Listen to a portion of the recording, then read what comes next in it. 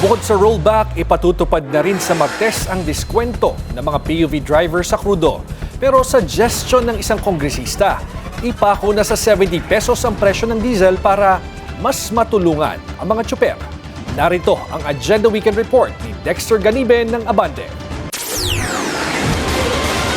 Matapos ang 1.5 buwan, makakahinga na ng mas maluwag sa Martes ang mga jeepney driver at mga nasa public transportation. Nasa linya ng ating komunikasyon, Sa panayam ng Point of Order ng Abante, sinabi ni Pasang Mazda President Obit Martin na pinaabot na sa kanya ng LTFRB simula sa April 14 ay ipatutupad na ang 10 pisong diskwento sa kada litro para sa mga tsuper ng jeep, bukod pa sa inaasahang oil price rollback. 8 yata o hanggang 10 piso na rollback sa diesel, yan po'y malaking tulong na rin sa amin.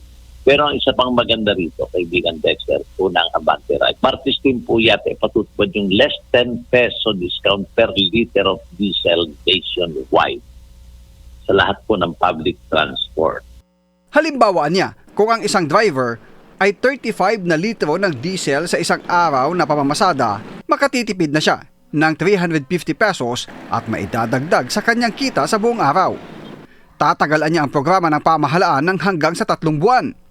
Pero kung si Caloocan City Representative Edgar Erice ang tatanungin, dapat ipako na ng gobyerno sa 70 pesos kada litro ang presyo ng diesel at ang sobra dito ay sagutin na ng gobyerno.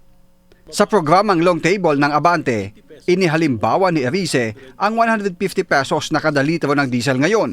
Dapatan niya ang 80 pesos dito ay sagot na ng gobyerno. Nasa 33 million liters a day ang kabuang diesel consumption ng Pilipinas. 80 pesos, that's only 480 billion pesos in 6 months. Pwede. 6 months naman. Okay. In 6 months. Anong ibig sabihin nun? Normal yung buhay. Ng 6 months? Ng 6 months. Okay, oo. Normal. Di ba? Yung inflation, di ganun tataas. Yung transport, okay lahat yan. Yung bilhin, di tataas. Walang dahilan para tumaas. Sa halip niya na ayuda, dito na lang ilaan ng gobyerno ang pondo. Dahil kung aayudahan ng mga nasa transport sector, ilang linggo lang ubos na ang 480 billion pesos.